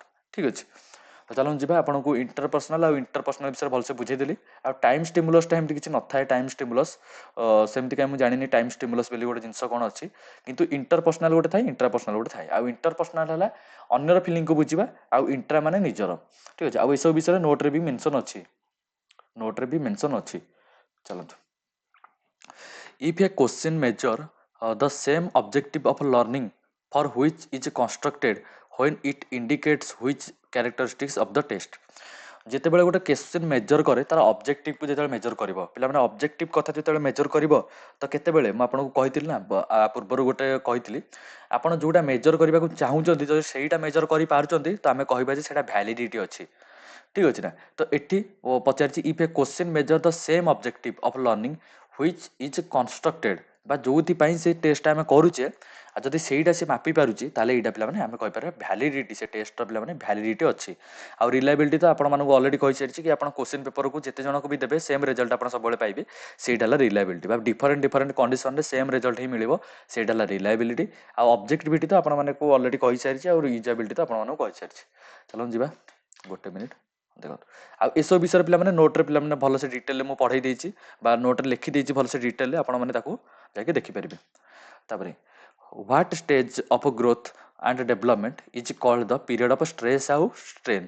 ଷ୍ଟ୍ରେସ୍ ଆଉ ଷ୍ଟ୍ରେନ୍ କେଉଁ ପିରିୟଡ଼ରେ ଆମର ହୁଏ? ଆମର ଚାଇଲ୍ଡହୁଡ଼୍ ତ ହୁଏନି, ଲେଟର ଚାଇଲ୍ଡହୁଡ଼୍ ତ ହୁଏନି, ଆଡଲସେନ୍ସରେ ହିଁ ହୁଏ। ଆଡଲସେନ୍ସଟା କେତେ ବର୍ଷରୁ କେତେ ବର୍ଷ କି କହିପାରିବ? ମନେକ ଆଡଲସେନ୍ସଟା ଆମର 11ରୁ 18 ବର୍ଷ ହେଲା ଆମର ଆଡଲସେନ୍ସ ଏଜ୍ଟା। ଆଉ ଏଇ ବୟସକୁ ଷ୍ଟ୍ରେସ୍ ଆଉ ଷ୍ଟ୍ରେନ୍ ଏଥିପାଇଁ କୁହାଯାଏ କାରଣ ସେଇ ଟାଇମ୍ରେ ନା ଆମର ବଡ଼ିଟା ବହୁତ ଜଲ୍ଦି ଚେଞ୍ଜ ହେଉଥାଏ, ବା ଗୋଟେ ଛୋଟ ଛୁଆର ଯେତେ ସେ ଛୁଆ ଛୋଟ ବୟସରେ ଥିବ, ଆଉ ସେତେବେଳେ ଆଡଲ୍ଟହୁଡ଼କୁ ଯେତେବେଳେ ଯିବ, ଆଉ ଆଡଲ୍ଟରୁ ବା ଆପଣଙ୍କର ଲେଟର ଚାଇଲ୍ଡହୁଡ଼ରୁ ଆଉ ଆଡଲ୍ଟହୁଡ଼, ଏଇ ଯେଉଁ ବ୍ରିଜ୍ ଲେଟର ଚାଇଲ୍ଡହୁଡ଼ରୁ ଆଡଲ୍ଟହୁଡ଼ ଭିତରେ ଯେଉଁ ଗ୍ୟାପ୍ଟା, ସେଇଟା ପିଲାମାନେ କହନ୍ତି ଆଡୋଲସେନ୍ସ। ଠିକ୍ ଅଛି, ଆଡୋଲସେନ୍ସ ତାକୁ କୁହନ୍ତି। ଏଇ ଆଡୋଲସେନ୍ସ ସମୟରେ ନା ଆମର ଗ୍ରୋଥଟା ପିଲାମାନେ ରାପିଡ୍ ହେବ, ଗ୍ରୋଥ ପିଲାମାନେ ରାପିଡ୍ ହେବ। ଠିକ୍ ଅଛି, ଆଡୋଲସେନ୍ସ ଟାଇମ୍ରେ ତ ଗ୍ରୋଥ ରାପିଡ୍ ହେବ। ଆଉ କେଉଁ ଟାଇମ୍ରେ ପିଲାମାନେ ଗ୍ରୋଥଟା ରାପିଡ୍ ହୁଏ? କମେଣ୍ଟରେ କହିନ୍ତୁ। ଆଡୋଲସେନ୍ସ ଟାଇମ୍ରେ ତ ଆମର ଗ୍ରୋଥଟା ରାପିଡ୍ ହେବ, ଆଉ କେଉଁ ଟାଇମ୍ରେ ଆମର କମେଣ୍ଟରେ ପିଲାମାନେ କୁହନ୍ତୁ କେଉଁ ଟାଇମ୍ରେ ଆମର ଗ୍ରୋଥଟା ରାପିଡ୍ ହେବ। ଠିକ୍ ଅଛି ନା, ଆଡୋଲସେନ୍ସ ଟାଇମ୍ରେ ହୁଏ, ଆଉ ଗୋଟେ ଟାଇମ୍ରେ ଆମର ଗ୍ରୋଥଟା ରାପିଡ୍ ହୁଏ। ମନେ ରଖ, ଇନଫ୍ୟାନ୍ସି ଟାଇମ୍ରେ ଆମର ବେଶୀ ଭୁଲ କହିଲି ମୁଁ। ନାଇଁ, ଆପଣ କମେଣ୍ଟରେ କୁହନ୍ତୁ କ'ଣ ହେବ ଆନ୍ସର୍, ନହେଲେ ମୁଁ ବି କହିଦେବି ଏଇନା, ଗୋଟେ ମିନିଟ୍। ହଁ, ଏଇଟା ତ ଆର ଆନ୍ସର ପିଲାମାନେ ହେବ ଆଡୋଲସେନ୍ସ। ପିଲାମାନେ ଷ୍ଟ୍ରେସ୍ ଆଉ ଷ୍ଟ୍ରେନ୍ ପିଲାମାନେ କ'ଣ? ପ୍ରଥମେ ଆମେ ତ କହିଲେ ଆଡଲ୍ଟହୁଡ଼ରେ ତ ଷ୍ଟ୍ରେସ୍ ଆଉ ଷ୍ଟ୍ରେନ୍ ତ ହୁଏ। ଏ ଯେଉଁ ଷ୍ଟ୍ରେସ୍ ଆଉ ଷ୍ଟ୍ରେନ୍ଟା ପିଲାମାନେ କ'ଣ, ବା ପିରିୟଡ଼ ଅଫ୍ ଷ୍ଟ୍ରେସ୍ ଆଉ ଷ୍ଟ୍ରେନ୍ ମାନେ କ'ଣ ପାଇଁ କୁହାଗଲା? ମନେ ରଖନ୍ତୁ, ସେଇ ଟାଇମ୍ରେ ଆମର ନା ବଡ଼ିରେ ନା ବହୁତ ସାରା ହର୍ମୋନାଲ୍ ଚେଞ୍ଜେସ୍ ହୁଏ। ଠିକ୍ ଅଛି, ଆମର ଯେତେବେଳେ ଏଇ ଆଡୋଲସେନ୍ସ ଟାଇମ୍ରେ ବହୁତ ସାରା ହର୍ମୋନାଲ୍ ଚେଞ୍ଜେସ୍ ହୁଏ, ଆଉ ବଡ଼ିର ଷ୍ଟ୍ରକ୍ଚର ହେଉ, ଆମର ହର୍ମୋନାଲ୍ ଚେଞ୍ଜେସ୍ ହେଉ, ଆଉ ସାଇକୋଲୋଜିକାଲ୍ ଚେଞ୍ଜେସ୍ ହେଉ, ସେଇ ଟାଇମ୍ରେ ହୁଏ। ସେଥିପାଇଁ ସେ ପିରିୟଡ଼ଟାକୁ ଆମର କହନ୍ତି ଷ୍ଟ୍ରେସ୍ ଆଉ ଷ୍ଟ୍ରେନ୍ ବୋଲି କୁହନ୍ତି। ବେଳେବେଳେ ଯଦି ପଚାରିଦେବ କି ଷ୍ଟ୍ରେସ୍ ଆଉ ଷ୍ଟ୍ରେନ୍ର ମିନିଂ କ'ଣ, ମନେ ରଖିଥାଅ କି ଆମର ଯେଉଁ ସାଇକୋଲୋଜିକାଲ୍ ଚେଞ୍ଜେସ୍ ହୁଏ, ଆମର ଯେଉଁ ବଡ଼ିରେ ଚେଞ୍ଜେସ୍ ହୁଏ, ହର୍ମୋନାଲ୍ ଚେଞ୍ଜେସ୍ ହୁଏ, ସେସବୁ ସେ ଟାଇମ୍ରେ ଗୋଟେ ପିଲାଟା ବହୁତ ଷ୍ଟ୍ରେସ୍ ଫିଲ୍ କରେ। ଯେହେତୁ ସେ ଗୋଟେ ଛୋଟ ପିଲା ଥିଲା, ତାଉ ସେ ବଡ଼ ହେଉଛି, ତ ତାର ବହୁତ ହର୍ମୋନାଲ୍ ଚେଞ୍ଜେସ୍ ସେଇ ଟାଇମ୍ରେ ହୁଏ। ଝିଅ ପିଲାମାନଙ୍କର ପିବର୍ଟି ହୁଏ, ଝିଅ ପିଲାମାନଙ୍କର ମେନ୍ସୁରେସନ୍ ଷ୍ଟାର୍ଟ ହେଇଯାଏ, ଆଉ ପୁଅ ପିଲାମାନଙ୍କର ଦାଢ଼ି ଉଠେ। ଠିକ୍ ଅଛି ନା, ବା ବଡି ହେୟାର ଉଠେ। ସେଇ ଯୋଗୁଁ ଏଇ ଷ୍ଟେଜ୍ଟାକୁ ଷ୍ଟ୍ରେସ୍ ଆଉ ଷ୍ଟ୍ରେନ୍ ବୋଲି କହନ୍ତି। ଆଉ ଆର ଆନ୍ସର ପିଲାମାନେ ହେବ ଅପସନ୍ ନମ୍ବର ସି। ଚାଲନ୍ତୁ ଯିବା 12 ନମ୍ବର କ୍ୱେଶ୍ଚିନ୍ଟା ପିଲାମାନେ। The intellectual development of a child, ଗୋଟେ minute. The intellectual development of a child takes place mainly in 4 stages। ଆମର ଯେଉଁ ଗୋଟେ ପିଲାର ଇଣ୍ଟେଲେକ୍ଚୁଆଲ୍ ଡେଭଲପମେଣ୍ଟଟା 4ଟା ଷ୍ଟେଜ୍ରେ ହୁଏ। ଆଉ ଏଇଟା ପିଲାମାନେ କିଏ ଦେଇଛନ୍ତି ପିଲାମାନେ? ଏଇଟା ଦେଇଛନ୍ତି ପ୍ୟାଜେଟ୍ ଦେଇଛନ୍ତି। ଆଉ ଏଇ 4ଟାକ ଷ୍ଟେଜ୍ ପିଲାମାନେ କ'ଣ? ସେନ୍ସରି ମୋଟର, ପ୍ରି ଅପରେସନାଲ। ହଁ ଆଉ ଗୋଟେ ପିଲାମାନେ କ୍ୱେଶ୍ଚିନ୍ ମୁଁ ଆନ୍ସର ଦେଇନଥିଲି କି ଆପଣଙ୍କର କୋଉ ଟାଇମରେ ପିଲାମାନେ ଆମର ଗ୍ରୋଥଟା ରାପିଡ୍ ହୁଏ। ମନେ ରଖ ଇନଫାନ୍ସି ଟାଇମରେ ଆମର ଗ୍ରୋଥଟା ରାପିଡ୍ ହୁଏ। ଆଉ ଇନଫାନ୍ସିକୁ ଆମେ କ'ଣ କହିପାରିବା ଅଦରୱାଇଜ, ବା ଇନଫାନ୍ସିକୁ ଅଦରୱାଇଜ ଆମେ କ'ଣ କହିବା, ସେନ୍ସୋରି ମୋଟର ବି କହିବା। ସେନ୍ସୋରି ମୋଟର ଏଇ ଟାଇମରେ ପିଲାମାନେ ଆମର ଗ୍ରୋଥଟା ରାପିଡ୍ ହୁଏ। ଆଉ ଆଡୋଲେସେନ୍ସ ଟାଇମରେ ବି ରାପିଡ୍ ହୁଏ। ଠିକ୍ ଅଛି ନା, ଏଇଟା ଧ୍ୟାନ ଦେବେ, କ୍ୱେଶ୍ଚିନ୍ ବି ପଚାରିଦିଏ ବେଳେବେଳେ। ତାପରେ ଆମର 4ଟି ଷ୍ଟେଜ୍ ଦେଇଥିଲେ କ'ଣ, ସେନ୍ସୋରି ମୋଟର, ପ୍ରି ଅପରେସନାଲ, ଠିକ୍ ଅଛି। ତାପରେ ଆମର ହେଲା କଂକ୍ରିଟ୍ ଅପରେସନାଲ, କଂକ୍ରିଟ୍ ଅପରେସନାଲ। ତାପରେ ଦେଇଥିଲା ଆମର ଫର୍ମାଲ ଅପରେସନାଲ, ଫର୍ମାଲ ଅପରେସନାଲ, ଠିକ୍ ଅଛି। ଆଉ ସେନ୍ସୋରି ମୋଟରଟା ହେଲା ଆମର 0 ରୁ 2 ଇୟର, ତାପରେ ଏଇଟା ତ ହେଲା 2 ରୁ 7 ଇୟର, ଆଉ ଏଇଟା ହେଲା 7 ରୁ 11 ଇୟର, ଆଉ 11 ଇୟରରୁ ଅଧିକ ଯାହା ବି ଅଛି ସେଇଟା ପିଲା ହେଲା ଆମର ଫର୍ମାଲ ଅପରେସନାଲ। ଠିକ୍ ଅଛି, ଏଇ 4ଟି ଷ୍ଟେଜ୍ ଦେଇଥିଲେ। ଆଉ ଏଇ 4ଟି ଷ୍ଟେଜ୍ ବିଷୟରେ ମୁଁ ନୋଟ୍ରେ ପିଲାମାନେ ମେନସନ୍ କରିଛି। ଠିକ୍ ଅଛି, ମୁଁ ଆପଣଙ୍କୁ ଦେଖେଇ ଦେଉଛି, ଗୋଟେ ମିନିଟ୍ ରୁହନ୍ତୁ, ଆପଣଙ୍କୁ ନା ଦେଖେଇ ଦେଉଛି କି 4ଟି ଷ୍ଟେଜ୍ ବିଷୟରେ ମୁଁ ନୋଟ୍ରେ ପୁରା ଡିଟେଲ୍ ପିଲାମାନେ ମେନସନ୍ କରିଛି। ଗୋଟେ ମିନିଟ୍ ଦେଖନ୍ତୁ, ଏଇଠି ଟିକେ ନାକୁ ଦେଖନ୍ତୁ, ପ୍ୟାଜେଟ୍ କର ପୁରା 4ଟି ଷ୍ଟେଜ୍। ଗୋଟେ ମିନିଟ୍, ଏଇଟା ଯଦି ଜିନ୍ ପ୍ୟାଜେଟ୍ କର ଏଇଠି ଷ୍ଟାର୍ଟ ହେଲା, ଦେଖନ୍ତୁ 4ଟି ଷ୍ଟେଜ୍। ସେନ୍ସୋରି ମୋଟର ବିଷୟରେ ଏଇଠି ଲେଖା ହେଇଛି। ଠିକ୍ ଅଛି, ଆଉ ସେ କେମିତି ସବ୍ ଷ୍ଟେଜେସ୍ ଗୁଡ଼ା ତାର କ'ଣ କ'ଣ ରହୁଛି। ତାପରେ ଏଇଠି ପ୍ରି ଅପରେସନାଲ 2 ରୁ 7 ଇୟର, ତାପରେ ଏଇଠି ପିଲାମାନେ ଆପଣଙ୍କର ଏଇଠି କଂକ୍ରିଟ୍ ଅପରେସନାଲ, ତାପରେ ଏଇଠି ଦେଖିଦିଅନ୍ତୁ ଫର୍ମାଲ ଅପରେସନାଲ। ପୁରା ଡିଟେଲରେ ପିଲାମାନେ ଓଡ଼ିଆ ଆଉ ଇଂଲିଶ ଫର୍ମାଟରେ ଲେଖା ହେଇଛି, ଆପଣ ପୁରା ବୁଝିବାକୁ ଅତି ସହଜ ହେବ। ଭାବନ୍ତୁ ଯେ ଏମିତି ମାନେ ବୁଝିପାରିବେନି ଇଂଲିଶରେ ଯଦି ଲେଖା ହେଇଥିବ, ପୁରା ଇଂଲିଶ ଆଉ ଓଡ଼ିଆରେ ଦୁଇଟା ଫର୍ମାଟରେ ଲେଖା ହେଇଛି, ଆପଣ ପୁରା ଭଲସେ ବୁଝିପାରିବେ। ଠିକ୍ ଅଛି ନା। ପ୍ୟାଜେଟ୍ଙ୍କ ବିଷୟରେ ଲେଖା ହେଇଛି, ପୁରା ଏଇଠି ଦେଖନ୍ତୁ 9 ଜଣ ସାଇଣ୍ଟିଷ୍ଟଙ୍କ ବିଷୟରେ ଲେଖା ହେଇଛି। ଆହୁରି ବି ଆପଣଙ୍କୁ ସାଇଣ୍ଟିଷ୍ଟଙ୍କ ବିଷୟରେ ଦେଇଦେବି। ଠିକ୍ ଅଛି ନା, ଏତିକି ସାଇଣ୍ଟିଷ୍ଟଙ୍କ ବିଷୟରେ ଲେଖା ହେଇଛି, ଆହୁରି ବି ଦେଇଦେବି। ହଁ ଠିକ୍ ଅଛି, ଏଇ ନମ୍ବରରେ ପିଲାମାନେ ମୋତେ ମେସେଜ୍ କରିଦେବେ, ଗୋଟେ ହାଇ ଯଦି ପଠାଇଦେବେ, ଏଇ 7894749676 ଯଦି ଆପଣ ଗୋଟେ ହାଇ ପଠାଇଦେବେ, ଆଉ 100 ଟଙ୍କାଟା ଯଦି ଆପଣ ପେ କରିଦେବେ, ଆପଣ ଏଇ ନୋଟ୍ଟାକୁ ପୁରା ପାଇଯିବେ। ଆଉ ଏଇ ନୋଟ୍ରେ ପିଲା ସବୁ ଜିନିଷ ଅଛି। ଖାଲି ସକାଳୁ ଉଠି ସବୁଦିନ ସକାଳୁ ଉଠିବେ, ମିନିମମ୍ରେ 2 ଘଣ୍ଟା 2 ଆୱାର ରିଭିଜନ୍ କରିଦେବେ। 2 ଘଣ୍ଟା ରିଭିଜନ୍ କରିଦେଇକି ତାକୁ ଦିନ ଯାକ ପ୍ରିଭିୟସ୍ ଇୟର୍ ପ୍ରାକ୍ଟିସ୍ କରିବେ, କ୍ୱେଶ୍ଚନ୍ ପ୍ରାକ୍ଟିସ୍ କରିବେ, ଆଉ ତାକୁ ରିଭିଜନ୍ କରିବେ। ବାସ୍ ଆପଣଙ୍କର ହେଇଗଲା ତ ଏଥର କହିବାକୁ ଗଲେ। ଠିକ୍ ଅଛି ନା, ତ ଚାଲନ୍ତୁ ଯିବା। ଆଉ ସ୍କିନରଙ୍କ ବିଷୟରେ ବି ଦେଖନ୍ତୁ, ସ୍କିନରଙ୍କ ବିଷୟରେ ବି ଅଛି। ଗୋଟେ ମିନିଟ୍ ଆପଣଙ୍କୁ ଦେଖାଉଛି ସ୍କିନରଙ୍କ ବିଷୟରେ। ସ୍କିନରଙ୍କ ବିଷୟରେ, କୋହଲବର୍ଗଙ୍କ ବିଷୟରେ, ଆଉ ରିକ୍ସନଙ୍କ ବିଷୟରେ ନାହିଁ, କାରଣ ରିକ୍ସନଙ୍କ ବିଷୟରେ ଦେଇନି, ବା ରିକ୍ସନ ବିଷୟରେ ନୋଟ୍ରେ ଆଡ଼୍ ନାହିଁ, କିନ୍ତୁ ସ୍କିନରଙ୍କ ବିଷୟରେ ଅଛି। ଦେଖନ୍ତୁ ଏଇଠି ଜିନ୍ ପ୍ୟାଜେଟ୍ଙ୍କ ବିଷୟରେ, ଲେଭ୍ ହାଇଗଟ୍ସ୍କି, ବିଏଫ୍ ସ୍କିନର, ପାଭଲୋଭ୍, ଜେପି ଖିଲବର୍ଟ, ଆଉ ଜଣଙ୍କ ନାଁ ବି ଅଛି ଏଠି ମେନସନ୍ ନାହିଁ। ତାଙ୍କ ନାଁଟା ହେଲା ଆପଣଙ୍କର ଆଲବର୍ଟ ବାନ୍ଦୁରା, ତାଙ୍କ ବିଷୟରେ ବି ଅଛି। ଠିକ୍ ଅଛି ନା, ତ ଆପଣ ଯାଇକି ନୋଟ୍ଟାକୁ ଥରେ ପଢ଼ି ଦିଅନ୍ତୁ, ତାପରେ ଦେଖନ୍ତୁ ଆପଣଙ୍କର କେଉଁ ଭଳିଆ ସ୍କୋର୍ ରହୁଛି। ଚାଲନ୍ତୁ, क्वेश्चन ଅଛି which type of the following ବା which of the following should an ideal teacher emphasize। ଗୋଟେ ଆଇडिଆଲ ଟିଚର କ'ଣ ଏମ୍ଫାସାଇଜ୍ କରେ? ଅବଜେକ୍ଟିଭ ବେସ୍ଡ ଟିଚିଂ, ଗୋଟେ ଆଇଡ଼ିଆଲ ଟିଚର ତ ଯେମିତି ହେଲେ କରିବ। ଆକ୍ଟିଭିଟି ବେସ୍ଡ ଟିଚିଂ ବି କରେଇବ, ପୁପିଲ୍ ସେଣ୍ଟର ଟିଚିଂ ବି କରେଇବ। ତ ଆନ୍ସର ପିଲାମାନେ ଅଲ୍ ଅଫ୍ ଦ ହେବ, କାରଣ ଗୋଟେ ଆଇଡ଼ିଆଲ ଟିଚର ଏସବୁ ଜିନିଷ ପିଲାମାନେ ଏମ୍ଫାସାଇଜ୍ କରିବ। ଆଉ ପିଲାମାନେ ଅବଜେକ୍ଟିଭ ବେସ୍ଡ ଟିଚିଂ ମାନେ କ'ଣ? ଯଦି ଅବଜେକ୍ଟିଭ ବେସ୍ଡ ଟିଚିଂ ମାନେ ଯଦି ପଚାରେ କ'ଣ ପିଲାମାନେ, ମନେକର ଟିଚିଂଟା ଯଦି ପୁରା ପର୍ପସଫୁଲ୍ ଆଉ ମେଜରେବଲ୍ ହେଉଥିବ, ବା ଗୋଟେ ଟିଚିଂର କିଛି ଗୋଟେ ପର୍ପସ୍ ଯଦି ଥିବ, ବା ଗୋଟେ କିଛି ଗୋଟେ ଗୋଲ୍ ଥିବ, ପର୍ପସ୍ ଥିବ, ତ ଆମେ କହିବା ଯେ ସେଇ ଟିଚିଂର ଗୋଟେ ଅବଜେକ୍ଟିଭ, ବା ଗୋଟେ ଟିଚର ଗୋଟେ ଅବଜେକ୍ଟିଭ ବେସ୍ଡ ଟିଚିଂ କରୁଛି କେତେବେଳେ, ବା ଯେତେବେଳେ ଟିଚିଂର କୌଣସି ପର୍ପସ୍ ବା ଅବଜେକ୍ଟିଭ ବା ଆମେ କହିବା ଏମ୍, ଠିକ୍ ଅଛି, ଯଦି ଥିବ ତାହେଲେ ଆମେ ତାକୁ କ'ଣ କହିବା ନା objective based teaching. Activity based teaching କ'ଣ ମାନେ ପିଲାମାନେ କ'ଣ କି learning throw activities, learning throw activities. ଯଦି ଆକ୍ଟିଭିଟି ଥ୍ରୋରେ ଯଦି ଲର୍ଣ୍ଣିଂ ହେଉଛି, ତାହେଲେ ଆମେ କ'ଣ କହିବା ତାକୁ ଆକ୍ଟିଭିଟି ବେସ୍ଡ ଟିଚିଂ କହିବା। ଆଉ ପିପଲ୍ ସେଣ୍ଟର ଟିଚିଂ ମାନେ କ'ଣ କି ଗୋଟେ ପିଲାର ଇଣ୍ଟରେଷ୍ଟ, ଯଦି ପାଠ ପଢ଼ୁଛି ଆପଣ ତାକୁ ଯେଉଁ ଇଏରେ ପଢ଼ୁଥାନ୍ତୁ ନା କାହିଁକି, ଯଦି ସେ ପିଲାର ଇଣ୍ଟରେଷ୍ଟ ଲାଗୁଛି, ଯଦି ତାକୁ ଏନ୍ଜୟ ସେ କରୁଛି, ପାଠପଢ଼ାଟାକୁ ଏନ୍ଜୟ କରୁଛି, ଆଉ କ'ଣ ପିଲାମାନେ ତାର ନିଡ୍ସ ହଉ, ଠିକ୍ ଅଛି ନା, ବା ଗୋଟେ ପିଲାର ସେ ଏନ୍ଜୟ କରୁଛି ପାଠଟାକୁ, ତାହେଲେ ସେ କ'ଣ ନା ପିପଲ୍ ସେଣ୍ଟର ଟିଚିଂ ଆପଣ କରୁଛନ୍ତି। ଠିକ୍ ଅଛି ନା। ଆଉ ତ ଗୋଟେ ଟିଚର କ'ଣ କରେ, 3ଟା ମେଥଡ଼ରେ ପଢ଼ାଇବା ଦରକାର। ତାର ଆନ୍ସର ପିଲାମାନେ ହେବ କ'ଣ ହେବ, ଆନ୍ସର ପିଲାମାନେ ଅଲ୍ ଅଫ୍ ଦ ଏବଭ୍। ଚାଲନ୍ତୁ ନେକ୍ସଟ କ୍ୱେଶ୍ଚିନ୍ ପିଲାମାନେ ଯିବା। ଲେଖିଛି which order is correct in preparation of standardize test. ଗୋଟେ ଷ୍ଟାଣ୍ଡାର୍ଡାଇଜ୍ ଟେଷ୍ଟର ପ୍ରିପାରେସନ୍ ପ୍ରଥମ ପିଲାମାନେ ଆମେ ବା ଏ ଯେଉଁ ତାର କେମିତି ବା ସିକ୍ୱେନ୍ସିଆଲ୍ ଅର୍ଡ଼ର ଆମକୁ ପଚାରିଛି। सिलेक्शन टॉपिक आइडेंटिफिकेशन देखो प्रथम तो आइडेंटिफिकेशन रहिबो आइडेंटिफिकेशन कोठी अछि एठी ऑप्शन नंबर डी प्रथम से आइडेंटिफाई करिवो तार ऑब्जेक्टिव गुडा को आइडेंटिफाई करिवो ठीक अछि ना तापर ब्लू प्रिंट बनेइबो तापर राइटिंग करिवो क्वेश्चन गुडा तापर जेके एनालिसिस करिवो क्वेश्चन गुडा तापर जेके पिल्ला को दबो बा एग्जाम करिवो ठीक अछि ना तो आंसर हो प्रथम आइडेंटिफिकेशन ही प्रथम आंसर हो जोटी भी आइडेंटिफिकेशन लिखाइ दो मन रखि तो आंसर ही सेठू स्टार्ट हो ठीक अछि चलो जिबा Which of the following is mainly used to study punctuality of a pupils at the primary school?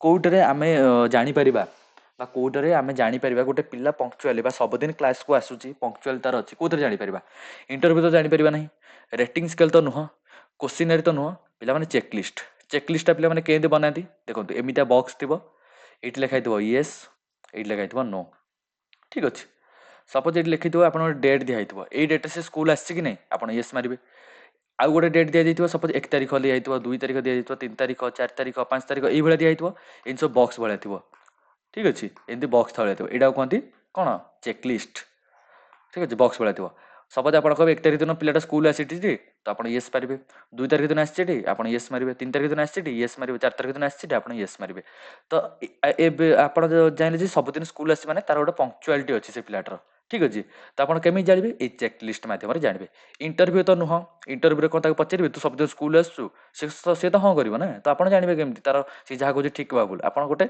Checklist follow कले आप जापर आ रेटिंग स्केल आप जानते आप रेट करेंगे 1 स्टार रेट कर कि 2 स्टार रेट कर कि 3 स्टार रेट कर ठीक अच्छे ना ये रेटिंग स्केल मैंने 1 2 3 4 5 5 माने कौन एक्सीलेंट 4 माने कौन वेरी गुड 3 माने कौन गुड 2 माने कौन एवरेज आउ आपणकर 1 माने पुअर ठीक अच्छे यहाँ रेटिंग स्केल ये रेटिंग स्केल आप जो मूवी देखले गोटे रेटिंग दिखती ये मुझे 5 स्टार मुवीटा पूरा नंगा मुवीटा 5 स्टार मुवीटा ठीक अच्छे ना चलो तापर यहाँ which of the following data is collected for individual case study को डाटा यहाँ एम कौन लिखाई यहाँ को इरेज कर दिंतु ठीक अच्छे ना which of the following data is collected for individual case study individual case study आमे को डाटाटा बा को जिनसटा आमे कलेक्शन करवा रिलेशन विथ फ्रेंड्स यहाँ भी हम गोटे पिलार इंडिविजुअल डाटा कलेक्शन करने relation with friend relation with neighbour relation with classmate all of the पिला कारण ये देखिए इंडिविजुअल केस स्टडी आम केस स्टडी जब करेंगे सब आस्पेक्ट को धरी केस स्टडी करवा तार रिलेशन सांग मान तार रिलेशन केमती अच्छी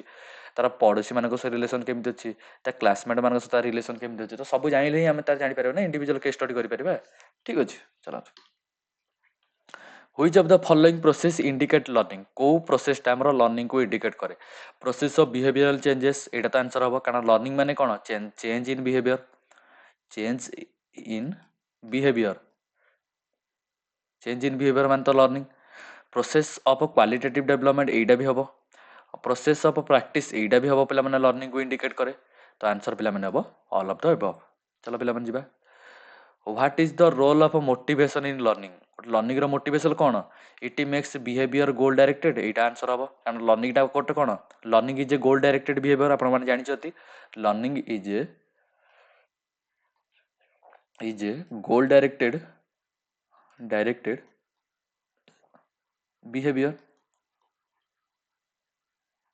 ठीक अच्छे लर्निंग टा कौन गोटे goal directed behaviour it makes the behaviour systematic यहाँ भी हम कारण सिस्टमैटिक वे हुए it activate the learners behaviour आपण मानक कहली ये लर्निंग माने कौन चेंज इन बिहेवियर तार आंसर पे ऑल ऑफ द एबव चलो a teacher asked the student about the use of paper गोटे टीचर जने पचारे गोटे पेपर रो यूज कौन गोटे पिलाटा कौन कला बा चाइल्ड गिव 10 ରୁ 15 एग्जांपल बा गोटे आप गोटे छुआ को पचारे कि पेपर रो यूज कौन कहलु सी कौन 10 ରୁ 15 प्रकार एग्जांपल देदेला ठीक अच्छे ना तो यहीटा कौन इंडिकेट करे डाइभरजेंट इंडिकेट करे कन्भरजेंट इंडिकेट करे कंट्रोल बा इमेजिनरी कौन इंडिकेट करे मन रखु डाइभरजेंट इंडिकेट करे डाइभरजेंट इंडिकेट माने कौन बा डाइभरजेंट माने कौन माने गोटे क्रिएटिविटी डाइभरजेंट केमिति क्रिएट हुए बा क्रिएटिविटी ठीक अच्छे गोटे पिलाटा क्रिएटिविटी बेली गोटे पिलार क्रिएटिविटी डेभलप अच्छी बेली से डाइभरजेंट थिंकिंग करी से गोटे क्वेश्चन को 15 प्रकार भाविक आंसर दे दूछ ठीक अच्छे ना तो आर आंसर पे डाइभरजेंट आ कन्भरजेंट तार उल्टाटा कन्भरजेंट माने कौन गोटे सिंगल आंसर से दब सिंगल बा एस्टाब्लिश्ड आंसर ठीक अच्छे एस्टाब्लीश्ड आंसर बा सिंगल आंसर देले एटा कन्वर्जेंट किंतु डाइवर्जेंट कोन जदि गोटे क्वेश्चन जदि पचारे सी ना 4-15 प्रकार ताको आंसर दबो गोटे प्रॉब्लम जदि देबे ताको से 15 प्रकार सॉल्व करी देखाई दबो ठीक अछि ना एटा तार क्रिएटिविटी को शो कला ठीक अछि क्रिएटिविटी बा जेमिति कि गोटे मेनी पॉसिबल सॉल्यूशंस दे देला एक लिखि दंतो मेनी पॉसिबल सॉल्यूशन सॉल्यूशन ठीक अछि डाइवर्जेंट माने कोन क्रिएटिविटी शो करूची बा मेनी पॉसिबल सॉल्यूशंस गुडा दउची त हम ताको कहबा डाइवर्जेंट थिंकिंग से कला 19 नंबर आंसर टा पिला माने आंसर हमर ए 20 टा गला हां देखंतु which one of the following statement is not applicable for development कहले हमें कोइटा बुझिबा नै आ ई नॉट टा पिला माने सबले ऑब्जर्व करियो जेते बेले क्वेश्चन आंसर करूचंती ए नॉट टा को सबले ऑब्जर्व करते जेते बेले नॉट देखते तळे गार पकाई देबे ठीक अछि ना कारण ई नॉट टा पिला माने बहुत भूल कराए तो क्वेश्चन पचाला which of the following statement is not applicable for development कोडा डेवलपमेंट पई एप्लीकेबल नो like development is a life long process हां का डेवलपमेंट लाइफ लॉन्ग प्रोसेस हबो फिजिकल मैच्योरिटी डेवलपमेंट कौन फिजिकल मैच्योरिटी डेवलपमेंट हम जमा भी नुह डेवलपमेंट क्वालिटेटिव और क्वांटिटेटिव ठीक अच्छे डेवलपमेंट इडीए इंडिविजुअल सेंटर्ड ठीक अच्छे आउ ई डेवलपमेंट विषय हम ऑलरेडी नोट रे मेंशन करिछि पूरा डिटेल डेवलपमेंट कौन आउ हमर पांच प्रकार डेवलपमेंट हम सिलेबस रे अछि गोटेला फिजिकल कॉग्निटिव ठीक अच्छे इमोशनल सोशल तापरे लैंग्वेज 1 2 3 4 5 5टा डेवलपमेंट विषय हम सिलेबस रे देछि आ ई 5टा डेवलपमेंट पूरा डिटेल मु नोट रे मेंशन कर देछि ठीक अछि आपन को देखौछि गोटे मिनिट देखंतु मुई तो पूरा मेंशन कर देछि कोडे गला पूरा 5टा को डेवलपमेंट को देखंतु रुहंतु कोडे गला पेपर टू नोट्स टा हां देखंतु पूरा 5टा जाको को पूरा डिटेल मु नोट रे मेंशन करिछि ठीक अछि कोडे गला देखंतु कॉग्निटिव बा इंटेलेक्चुअल डेवलपमेंट रे कोन कोन हुए आपनकर देखंतु फिजिकल डेवलपमेंट रे कोन कोन सब हुए लिखाइ छि फिजिकल डेवलपमेंट ता विषय पिला मन लिखाइ छि गोटे मिनिट देखंतु फिजिकल डेवलपमेंट विषय लिखा जाइ छि तापर पिला माने देखिबा देखंतु effect of heredity of development रो गोटे मिनिट देखंतु आपनकर इमोशनल डेवलपमेंट आ तापर एटी पिला माने आपनकर एटी मोरल डेवलपमेंट विषय एटी अछि मोरल डेवलपमेंट सब विषय रे पिला माने पूरा डिटेल पिला माने आपन दे दे सोशल डेवलपमेंट कोन कॉग्निटिव डेवलपमेंट विषय एटी अछि तापर एटी पिला माने आपनकर एटी फिजिकल डेवलपमेंट रो स्टार्ट हे होछि फिजिकल डेवलपमेंट रो जेतुडा यूनिट 1 रे अछि ए चाइल्ड डेवलपमेंट रे तो सबुतियो डेवलपमेंट विषय रे पूरा भलो से आपन हमकु पूरा टिप्पणी दे देछि नोट आपन माने भल से ताको पढी परबे ठीक अछि ना तो चलो जीवा नेक्स्ट क्वेश्चन की कोडे गला एटी अछि गोटे मिनिट देखंतु गोटे मिनिट पिला माने तो क्वेश्चन अछि पिला माने कोन कि what step should be taken for education under achievers माने कोन पिला माने अंडर अचीवर्स गोटे मिनिट पेन टा गोडला गोटे मिनिट पिला चलला what step should be taken for education of under achievers माने जो सॉरी फास्ट अंडर अचीवर्स माने के देखंतु जेमिति गोटे गोटे क्लास रे आपण माने ऑब्जर्व करथिबे बा आपण माने जानिथिबे गोटे गोटे छुआ थिबे जो माने कोन से क्लास रे माने पाठडा धरि पार नथिबे बा पाठटा को धरि पार नथिबे बा स्लो लर्नर थिबे पाठटा को धरि पार नथिबे पाठटा को बुझी पार नथिबे बा से माने रहउथिबे बा पढुथिबे 7th क्लास रे किंतु ताको नॉलेज टा थिबो बा ताकर जो नॉलेज टा थिबो सेटा थिबो 6th क्लास भलिया ठीक अछि बा पाठटा से 6th क्लास जाहि धरि पारथि 7th क्लास रो धरि पार नथिबे ठीक अछि ना तो सेही भलिया पिला को हम कहबा अंडर अचीवर्स बा से जो क्लास रे बे पढुचंती बा जो लेवल रे अछंती एक्चुअली से लेवल रे रहबा कथा नुह टिके तळ लेवल रे रहबा कथा ठीक अछि ना किंतु से केमिति ऊपर लेवल को पळैचंती किंतु हम ब्रेन टा से भलिया डेवलप हेइनी तो आमे ताको पई कोन बा कोन ताको पई स्टेप नबा ठीक अछि आपण अंडर अचीवर्स माने बुझी गले कोन तो ताको पई कोन स्टेप नबा प्रथम हला आपण ताको पई कोन सेपरेट क्लासरूम करबा बा ताको पई कोन सेपरेट क्लासरूम करबा जमा भी नुह सॉरी सेपरेट क्लासरूम ही ताको पई करा हबो सेपरेट क्लासरूम करा हबो सेपरेट करिकुलम करा हबो आ स्पेशल टीचिंग मेथड भी ताको दिया हबो जा फल रे कि सी जदी 7th क्लास रे जदी पढुचंती तो सी 7th क्लास रो लेवल जे भी से पहुंची परिबे ठीक अछि ना तो सेति पई आर आंसर पिला माने हबो कोन ऑल ऑफ द अबव तो आर आंसर पिला माने हबो ऑल ऑफ द अबव चलो जीवा heat the iron when it is hot। ତ ପିଲାମାନେ ଏଇଟା କୋଉ ଲ କୁ ଇଣ୍ଡିକେଟ କରେ ବା କୋଉ ଲ ଉପରେ ଏଟା ବେସ୍? ଲ of readiness. Law of readiness ମାନେ କଣ ପିଲାମାନେ? ବା ଲ ଅଫ ରେଡିନେସ୍, ଯଦି ଗୋଟେ ପିଲାଟେ ରେଡି ଅଛି, ଯଦି ଗୋଟେ ପିଲାଟେ ରେଡି ଅଛି ପାଠ ପଢିବାକୁ, ଆଉ ଆମେ ତାକୁ ଯଦି ପାଠ ପଢଉଛେ, ସେ କଣ ନା ପାଠଟାକୁ ଭଲସେ ବୁଝିବ। ଠିକ ଅଛି। ଆଉ ଯଦି ଗୋଟେ ପିଲା ରେଡି ହିଁ ନାହିଁ, ପାଠ ପଢିବାକୁ ଜମା ରେଡି ହିଁ ନାହିଁ, ଯଦି ଆମେ ତାକୁ ପାଠ ପଢେଇବା ସେ ଜମା ବୁଝିବ ନାହିଁ। ଠିକ ଅଛି ନା। ତ ଏଇ ଲଟା ପିଲାମାନେ ହେଲା law of readiness. Law of exercise ପିଲାମାନେ କଣ? ଲ ଅଫ ଏକ୍ସରସାଇଜ, ଗୋଟେ ଯୋଉ କାମ କରିବ ସେ ବାର ବାର କଲେ ସେ କାମରେ ଆପଣ ପ୍ରୋଫିସିଏଣ୍ଟ ହେଇଯିବେ, ସେଇଟା ହେଲା law of exercise. Law of effect ମାନେ କଣ ପିଲାମାନେ? କି ଆପଣ ଯଦି ଗୋଟେ ପଜିଟିଭ ରେନଫୋର୍ସମେଣ୍ଟ ଦେବେ, ପଜିଟିଭ ରେନଫୋର୍ସମେଣ୍ଟ ଦେବେ, ଯେମିତିକି ପ୍ରଶଂସା କରିବା, ସାବାସ ଦବା, ପ୍ରଶଂସା କରିବା, ଯଦି ପଜିଟିଭ ରେନଫୋର୍ସ ଆପଣ ଦେବେ, ରେନଫୋର୍ସମେଣ୍ଟ ଯଦି ଦେବେ, ଦେନ୍ ସେ ପିଲାର ବିହେଭିୟରରେ ପିଲାମାନେ ଚେଞ୍ଜେସ୍ ହବ। ନେଗେଟିଭ ରେନଫୋର୍ସମେଣ୍ଟ ଯଦି ଦେବେ, ତାହେଲେ ବିହେଭିୟରଟା ସେମିତି ରହିବ, ଚେଞ୍ଜେସ୍ ହବନି। ଠିକ ଅଛି ନା। ତ ଏଇଟା ହେଲା ପିଲାମାନେ ଲ ଅଫ ଇଫେକ୍ଟ। ଆଉ ଆପଣ ତ ଆପଣ ଆନ୍ସରଟା ଗେସ୍ କରିସାରିବେଣି କଣ ହବ ପିଲାମାନେ।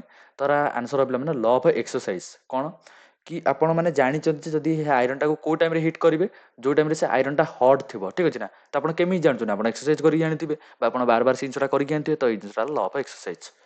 ଆଉ ଲ ଅଫ ଇଫେକ୍ଟ ପିଲାମାନେ ଜମା ନୁହଁ, କାରଣ ଲ ଅଫ ଇଫେକ୍ଟଟା ପିଲାମାନେ କଣ ଇଣ୍ଡିକେଟ କରେ କି ଆପଣ କଣ ରେନଫୋର୍ସମେଣ୍ଟ ଦେଲେ ଗୋଟେ ପିଲାର କଣ ବିହେଭିୟର ଚେଞ୍ଜ ହବ, ବା କୋଉ ଭଳିଆ ଆପଣ ତାକୁ ପ୍ରଶଂସା କଲେ ତାର ରେନଫୋର୍ସମେଣ୍ଟ ଦେଲେ ସେଇଟା ତାର ଚେଞ୍ଜେସ୍ ହବ, ସେଇଟା ପିଲାମାନେ ହେଲା ଲ ଅଫ ଇଫେକ୍ଟ। ଠିକ ଅଛି। ତ 22 ନମ୍ବର ସରିଲା। ଏବେ ଚାଲନ୍ତୁ 23 ନମ୍ବର।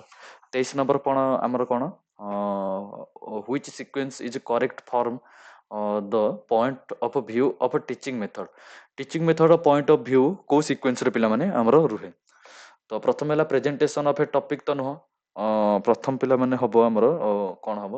ହଁ, ପ୍ରଥମେ ତ ପ୍ରେଜେଣ୍ଟେସନ ହିଁ ହବ। ଗୋଟେ ଟପିକର ପ୍ରେଜେଣ୍ଟେସନ ପ୍ରଥମେ ହବ, ତାପରେ ଏକ୍ସପ୍ଲାନେସନ ତ ଲାଷ୍ଟକୁ ରହିବ। ଆମର testing of the previous knowledge ତ ନୁହଁ। ଫାଷ୍ଟ ତ ପ୍ରେଜେଣ୍ଟେସନ ରହିବ। କୋଉଠି ପ୍ରେଜେଣ୍ଟେସନ ଅଛି? ହଁ, ପ୍ରଥମେ ପ୍ରେଜେଣ୍ଟେସନ ରହିବ, ତାପରେ ପ୍ରେଜେଣ୍ଟେସନ ଅଫ ନ୍ୟୁ ନଲେଜ ପିଲାମାନେ ରହିବ, ତାପରେ ଇଭାଲୁଏସନ ପିଲାମାନେ ରହିବ, ତାପରେ ଏକ୍ସପ୍ଲାନେସନ ପିଲାମାନେ ରହିବ। ଅପସନ ନମ୍ବର ଡି ପିଲାମାନେ ଆର ଆନ୍ସର ହବ। ଚାଲନ୍ତୁ ଯିବା ନେକ୍ସଟ କ୍ୱେଶ୍ଚନ କି। What should a teacher do for the intellectual development of gifted pupils ବା gifted learners, gifted children ଙ୍କ ପାଇଁ ପିଲାମାନେ ସେ କଣ intellectual development ପାଇଁ ବା ଗୋଟେ gifted learner ର intellectual development ପାଇଁ ଟିଚରଟା କଣ କରିବ? ଠିକ ଅଛି ନା। କଣ କରିବ ଗୋଟେ ଟିଚର?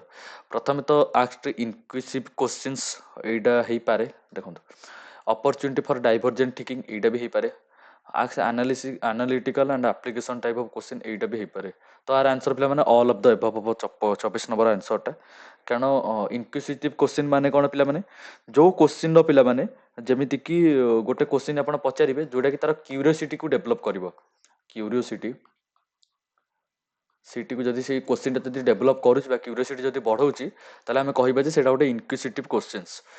ଡାଇଭର୍ଜେଣ୍ଟ ଥିଙ୍କିଂ ତ ଆପଣମାନେ ଜାଣିଛନ୍ତି, ଗୋଟେ କ୍ୱେଶ୍ଚିନ୍ର 3 4ଟି 5 7ଟି ଆନ୍ସର ସେ ଭାବିକି ଆନ୍ସର ଦବ, ତ ଏଇଟା ତ ଡାଇଭର୍ଜେଣ୍ଟ ଥିଙ୍କିଂ। ଆଉ ଆକ୍ସ analytical and application type of question, ଏଇଟା ବି ହବ ଗୋଟେ ଇଣ୍ଟେଲେକ୍ଚୁଆଲ ଡେଭଲପମେଣ୍ଟ ପାଇଁ। ତ ଆନ୍ସର ପିଲାମାନେ ଅଲ୍ ଅଫ ଦ ଏଭବ। ଠିକ ଅଛି ନା। ଚଲନ୍ତୁ, which of the following is not used in formative evaluation. Formative ଇଭାଲୁଏସନରେ କୋଉଟା ଆମର ୟୁଜ୍ ହୁଏ ନାହିଁ। ଠିକ ଅଛି। ହୋମୱାର୍କ ତ ଫର୍ମେଟିଭ ଇଭାଲୁଏସନ। ଠିକ ଅଛି, କାରଣ କ୍ଲାସ ଟାଇମରେ ଆପଣ ଦିଅନ୍ତି ହୋମୱାର୍କ। ରେଟିଂ ସ୍କେଲ ତ ନୁହଁ। ରେଟିଂ ସ୍କେଲର ମିନିଂ ହିଁ ଅଲଗା। ରେଟିଂ ସ୍କେଲ ହେଲେ ଆପଣ ରେଟ୍ କରିବେ ଗୋଟେ ପିଲାର, ତାର ପରଫର୍ମାନ୍ସ ହଉ, ଗୋଟେ ମିନିଟ୍, ହଁ ପରଫର୍ମାନ୍ସ ହଉ, ଠିକ ଅଛି, ଆଉ ବିହେଭିୟର ହଉ, ଠିକ ଅଛି, ଆଉ ତାର ଓଭରଅଲ୍ ପରଫର୍ମାନ୍ସ ହଉ, ଓଭରଅଲ୍ ବିହେଭିୟର ହଉ, ତାକୁ ରେଟ୍ କରିବେ। କେମିତି ରେଟ୍ କରିବେ? ସପୋଜ ଗୋଟେ ପିଲାକୁ 1 ଦେବେ, 1 ଷ୍ଟାର ଦେବେ, 2 ଷ୍ଟାର ଦେବେ, 3 ଷ୍ଟାର ଦେବେ, 4 ଷ୍ଟାର ଦେବେ, 5 ଷ୍ଟାର ଦେବେ। 1 ଷ୍ଟାର ମାନେ କଣ? ପୁଅର ବା ବ୍ୟାଡ। ଯଦି ତା ବିହେଭିୟର ଯଦି ବ୍ୟାଡ ଅଛି ବା ତା ବିହେଭିୟର ଯଦି ପୁରା କମ୍ ଅଛି, ତାହେଲେ ପୁଅର ପରଫର୍ମାନ୍ସ ଦେବେ। ଆଉ 2 ପିଲାମାନେ କଣ କି ଆପଣଙ୍କର ଆଭରେଜ। ଠିକ ଅଛି। 3 ମାନେ କଣ? ଗୁଡ। 4 ମାନେ କଣ? ଆପଣ ଦେବେ ଭେରି ଗୁଡ। ଦିଅନ୍ତି ନା ରେଟିଂ ସ୍କେଲ ଏମିତି ଦିଅନ୍ତି। 5 ମାନେ ହେଲା ଏକ୍ସିଲେଣ୍ଟ। ଠିକ ଅଛି। ତ ଏଇଭଳିଆ ରେଟିଂ ସ୍କେଲ ଏଇଟା। ତ ଏଇଟା ଗୋଟେ ପ୍ରକାର ଫର୍ମେଟିଭ ଇଭାଲୁଏସନ ତ ଜମା ବି ନୁହଁ। ତାର ଆନ୍ସର ପିଲାମାନେ ହବ ଅପସନ ନମ୍ବର ବି। ଆଉ କୋଶ୍ଚିନାରୀ ହଉ, ୟୁନିଟ ଟେଷ୍ଟ ହଉ, ଏଇଟା ପିଲାମାନେ କ୍ଲାସ ଟାଇମରେ ହିଁ ହୁଏ ନା। କିନ୍ତୁ କୋଶ୍ଚିନ୍ ବା ସରି ରେଟିଂ ସ୍କେଲଟା କିନ୍ତୁ ଗୋଟେ ଅଲଗା ପ୍ରକାର ଜିନିଷ, ଯୋଉଟା କି ଏଇ ଅପସନର ପୁରା ଡିଫରେଣ୍ଟ ଜିନିଷ। ଠିକ ଅଛି ନା। ତାପରେ ଚାଲନ୍ତୁ, in activity based teaching, activity based teaching क्या कहते पिला माने जो थरे लर्नर एक्टिव थिबो, जो थरे लर्निंग प्लीजेंट रहउतबो। प्लीजेंट माने कोन आपण खुशी मिलिबा, प्लीजेंट का कहते खुशी, खुशी मिलिबा बा जो कोनटी एन्जॉय करिबा, एन्जॉय, एन्जॉय सेंस रे, खुशी सेंस रे बा गोटे पिलाटे प्लीजेंट अछि माने कोन एन्जॉय करछि, खुशी करछि हला, एन्जॉय करिबा। तापर पिला माने लर्निंग बिकम पर्पसफुल भी हबो। तो ऑल ऑफ द पिला माने ठीक अछि ना, एक्टिविटी बेस्ड टीचिंग रे ऑल ऑफ द भला आंसर। चलंतु who for the first time prepare to parallel test for the measurement of intelligence. किए पिला माने देइथिले मन रख, हमर देइथिले आर आंसर पिला माने हबो कोडा गले बिनेट तो देइथिले हमर, आ तापर हमर की देइथिले साइमन भी देइथिले। तो आर आंसर पिला माने ऑप्शन नंबर ए बिनेट आ साइमन ठीक अछि। आ मेजरमेंट पिला माने कोन एबने आईक्यू टेस्ट पिला माने आपन ऑलरेडी कहि देइछि, mental age H divided by chronological age into 100 ठीक अछि। एटा पिला आईक्यू रो फार्मूला मन रखि देइथांतु, एटा लिखि देइथांतु गोटे गोटे। तापर which of the following is not a projected aid, कोडा प्रोजेक्टेड एड नुह। फिल्म तो हबो प्रोजेक्टेड एड, फनेल बोर्ड भी हबो, स्टिल पिक्चर भी हबो, किंतु मैप हबनी, मैप तो प्रोजेक्टेड एड नुह ठीक अछि। तो आंसर पिला माने ऑप्शन नंबर ए। तापर पिला माने which one of the following statement is not applicable for child centred education ठीक अछि, कोडा एप्लीकेबल नुह। Importance is given on achieving learning skills by the pupils एटा। तापर पिला माने teacher work as a facilitator एटा तो हबो, एटा पिला माने नॉट लिखिछि ना, मु एटा इग्नोर कर देले नॉट टाको ठीक अछि। Not applicable for child centre, teacher तो फैसिलिटेटर हबो चाइल्ड सेंटर रे। Importance is given on the presence of people, हमर पीपल इन द क्लासरूम एटा तो पिला माने importance is given on the people ना, एटा तो एटा भी होल्डर रखो। Importance is given all round development of A people एटा तो हबो चाइल्ड सेंटर रे। Importance is given achieving learning skills of A people एटा भी चाइल्ड सेंटर हबो, किंतु एटा ऑप्शन नंबर सी टा हबो नाही। तो ऑप्शन नंबर सी टा answer. Option number C no meaning ढाला importance is given on the presence of the pupil. आमे को खाली गोटे पीपल बा गोटे लर्नर बा गोटे स्टूडेंट रो खाली प्रेजेंट जदी रहि जो क्लासरूम रे, कोन सेटा चाइल्ड सेंटर लर्निंग हबो ना, जमा भी न। सी क्लासरूम रे प्रेजेंट रहबा भी इंपोर्टेंट, किंतु खाली क्लासरूम रे प्रेजेंट रहि गलो तार चाइल्ड सेंटर एजुकेशन होई जबो, एटा इंपोर्टेंट न। तो तार केमिति इंपोर्टेंट, कोन इंपोर्टेंट मन रखो। Importance is given achieving learning skill, जदी गोटे पिलार लर्निंग स्किल जदी से अचीव करछि एटा गोटे चाइल्ड सेंटर हबो। टीचर टा गोटे फैसिलिटेटर हिसाब रे काम करछि तो एटा चाइल्ड सेंटर हबो। तापरे ऑल राउंड डेवलपमेंट जदी गोटे पीपल अछि एटा भी चाइल्ड सेंटर हबो, किंतु गोटे क्लासरूम रे से खाली प्रेजेंस अछि एटा चाइल्ड सेंटर हबो, एटा तो टोटल भूल। चलो तो who experimented a cat to establish the learning theory, एटा तो बहुत सिंपल क्वेश्चन। एटा पिला माने आंसर হবে थॉर्नडाइक। से देइथिले puzzle box experiment, puzzle box ठीक अछि। आ सी सेत्र गोटे कैट को रखिकी एक्सपेरिमेंट करथिले। आ ई पजल बॉक्स एक्सपेरिमेंट विषय भी मु नोट रे पिला माने मेंशन करिछि, आपन देखै दउछि। थॉर्नडाइक कर विषय भी अछि, गोटे मिनिट देखंतु थॉर्नडाइक विषय। कुआडे गला हमर देखंतु, कुआडे गला एठी जीन पियाजेट, एटी Thorndike, Edward Thorndike B S Bloom को तळे अछंती एडवर्ड थॉर्नडाइक। गोटे मिनिट कुआडे गला एठी कोहलबर्ग, कुआडे गला एठी पिला माने लॉ ऑफ रेडीनेस एका भी अछि ना। आपन गोटे क्वेश्चन करूथुला लॉ ऑफ एक्सरसाइज एठी कोन, आपन को एठी पूरा भल से बुझे देछि। लॉ ऑफ एक्सरसाइज विषय एठी अछि, मेंशन अछि law of exercise. Readiness, law of readiness विषय भी अछि आपण मानक नोट रे। जेमति गोटे लर्नर जदी रेडी थिबो तो सी कोन ना पाठटा को बा मेंटली रेडी थिबो, फिजिकली रेडी थिबो, इमोशनली रेडी थिबो तो ताको सैटिस्फैक्शन मिलिबो। लॉ ऑफ रेडीनेस ठीक अछि। स्टिमुलस रेस्पॉन्स विषय भी सब जिंस अछि। एठी प्लान थॉर्नडाइक करो सी जो कैट देइथिले बा कैट थ्योरी देइथिले आपन को देखौछि। एठी देखंतु पजल बॉक्स एक्सपेरिमेंट रे कोन कोन देइथिले पूरा डिटेल अछि। गोटे cat place inside the wooden box, food kept outside ठीक अछि। सी जो खाद्यटा थिबो ता देखंतु पजल बॉक्स एक्सपेरिमेंट विषय टिके ना कहि दउछि, टिके पेशेंस रखंतु। ऑलरेडी हमर सब क्वेश्चन पत्र सरी गला, हमर सबतिक 30 नंबर जाय सरी गला। देखंतु पजल बॉक्स एक्सपेरिमेंट कोन थिला मु आपन थरे बुझे दउछि। आ आपन मन को ऑलरेडी देखै देली जे गोटे मिनिट देखंतु आपण मानको एठी देखै देली जे नोट रे सब जिंस मेंशन अछि ठीक अछि। तो आपण माने कोन ना नोट भी परचेज करि परिबे, थॉर्नडाइक विषय अछि।